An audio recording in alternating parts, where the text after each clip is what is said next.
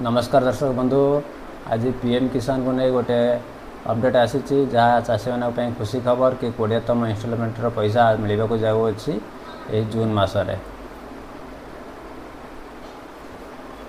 जमीक आप समस्ते जानते पीएम किसान रे वर्ष को 6000 टंका मिलता है, जमीक 4 मास अंतर 2,000 टंका मिलता है। गत फेब्रुआरी मसरे 2,000 टंका मिलता, एवं 4 मास गैप भितर जून रे पुणी 2,000 मिलवा नहीं कि अपडेट आसी। अपडेट कौन रही क्यों मिल एवं क्यों मानकर नाम कटो कौन पाई कटो ये सब को नहीं गोटे छोटिया अपडेट आसी। जदि आपण मैंने ये सब न कर तो आपण मानकर भी पीएम किसान रु नाम कटि जाई पारे। तो आसतु देखा कौन रही अपडेट।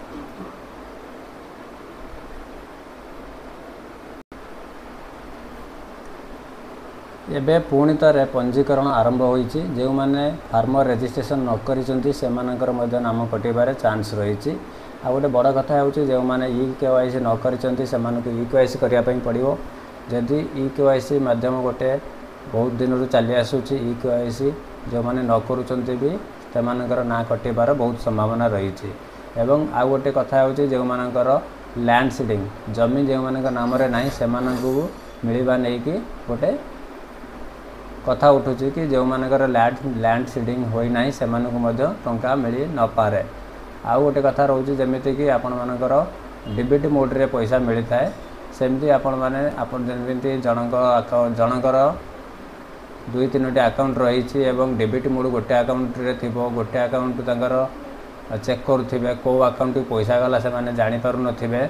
से क्षेत्र रे मध्य आपण माने जो बैंक टी आपण यूज करूचंती से बैंक को जाई आपण डेबिट मोड को एनेबल कर दियंतु जो अकाउंट टी आपण यूज करूचंती।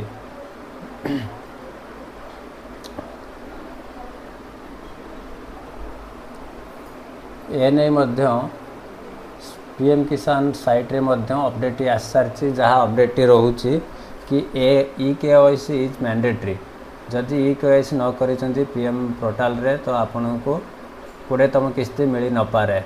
या पीएम किसान रो फार्मर रजिस्ट्रेशन संगरे ई-केवाईसी एकासरे हो पारुछि।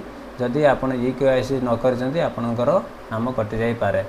एवं आ गोटे कथा आसुछि ओटीपी बेस्ड ई-केवाईसी अवेलेबल रही पीएम किसान पोर्टल रे। आपण नियरेस्ट सीएससी सेंटर रे जनसेवा केंद्र जाइकि या मध्य करि परिबे।